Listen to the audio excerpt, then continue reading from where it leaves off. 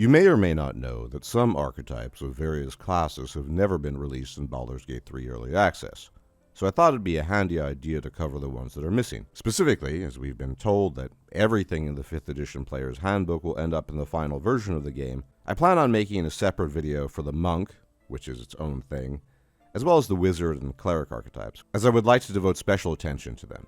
So for now, I'd like to jump right into it and get started. The two caveats here are that I obviously do not know exactly how they'll be implemented in the final game, so all I can do here is speculate, which could be interesting, because pen and paper is not always a perfect one-to-one experience of a CRPG, and as we probably will not be able to level up to 20, I've limited the discussion to level 15 abilities. Now the fighter actually isn't done with the two currently available archetypes, the Eldritch Knight and the Battle Master. The third archetype is called the Champion. Currently, the Battle Master really takes the cake for being so-called S tier in terms of all the abilities it gets. Because again, in terms of sheer utility, it's hard to beat. But whilst the Champion may lack some of those abilities, it arguably makes up for it with its critical hit potential.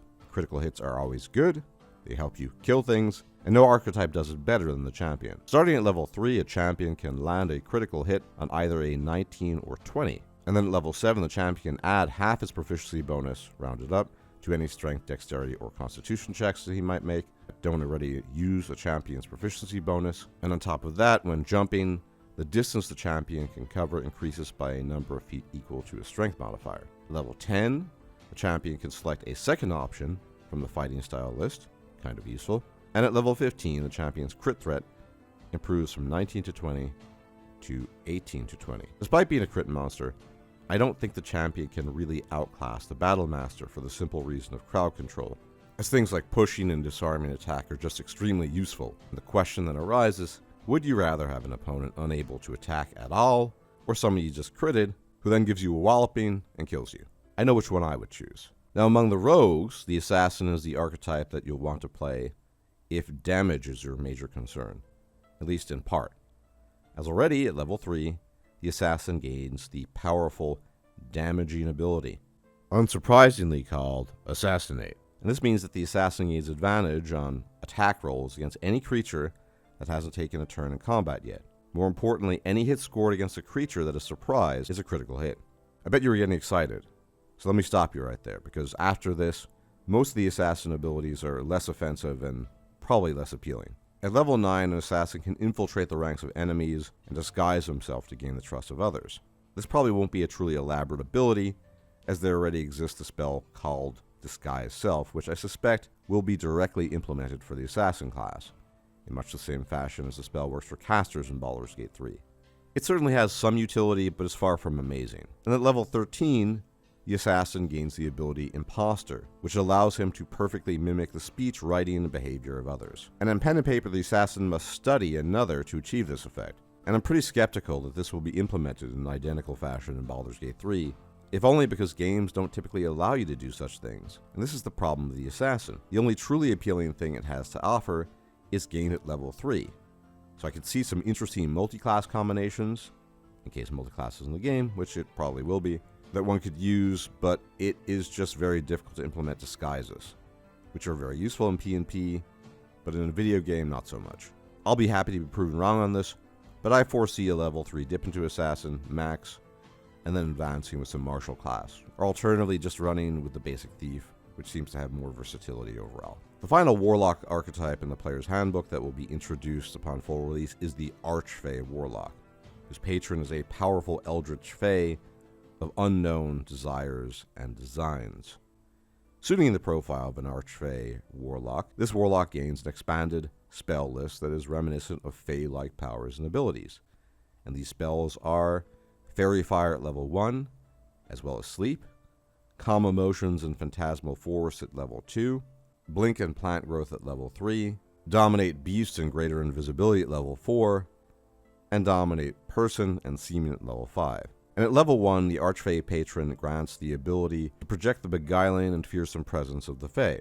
As an action, the Warlock can cause each creature in a 10-foot cube originating from the Warlock to make a Wisdom saving throw against your Warlock spell save DC. Creatures that fail their saving throw are charmed or frightened by the Warlock until the end of the Warlock's next turn.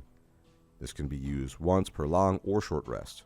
Then at level 6, the Archfey Warlock gets Misty Step, which probably will be identical to all the other Misty Steps in the game, and can be used once per short or long rest. And at level 10, the Archfey Warlock gains the Beguiling Defenses ability, which allows the Warlock to reflect charm attempts made on him back at enemies. If the creature fails its saving throw, it is charmed for 1 minute or until it takes damage. At level 14, the Archfey Warlock gains the ability Dark Delirium, which allows the Warlock to cast a creature into an illusory realm. Now in pen and paper, this is a pretty colorful ability, but its effects are quite similar to those of Fey Presence, allowing the Warlock to frighten or charm an enemy for a minute or until concentration is broken or the creature takes damage. Again, in pen and paper, the creature becomes lost in the illusion. It's not clear how this will be implemented in Baldur's Gate 3. Now, as cool as I think the Archfey Warlock is, because I think Fey are pretty cool, I think that compared to the Fiend or even the Great Old One, it tends to be weaker. As with many of the abilities, you could just play a wizard or a bard and be better off, because both bards and wizards potentially have access to a lot of enchantment, but who knows, maybe we'll be pleasantly surprised with the Archfey Warlock. Now the one oath that is missing from early access for Paladins, but is in the player's handbook, is the Oath of Vengeance. And Paladins who take an Oath of Vengeance focus on punishing evildoers for their wrongdoings, wreaking vengeance on those who escape justice. Now obviously there's overlap with other Paladins in some sense, and the Oath of Vengeance gets the following spells at the following levels. At level 3, he gets Bane and Hunter's Mark. Level 5, Hold Person and Misty Step. Everyone loves Misty Step. 9, Haste and Protection from Energy. 13, Banishment and Dimension Door. Now the Paladin of Vengeance gains the following channel divinity abilities. Abjure Enemy, which allows the Paladin to speak a prayer of denunciation, causing creatures within 60 feet to become frightened against a wisdom saving throw, and fiends and undead to save at disadvantage, and the creature remains frightened until it receives damage or 1 minute has passed. Channel Divinity also grants the Paladin of Vengeance the Vow of Enmity ability, which allows him as a bonus action to channel Divinity to gain advantage on attack rolls against a specific creature that lasts for 1 minute or until the creature is dead. At level 7, the Paladin gains the Relentless Avenger ability, which allows them to supernaturally move up to half their speed if they hit an enemy with an attack of opportunity as part of the same reaction. And this move in itself does not provoke attacks of opportunity.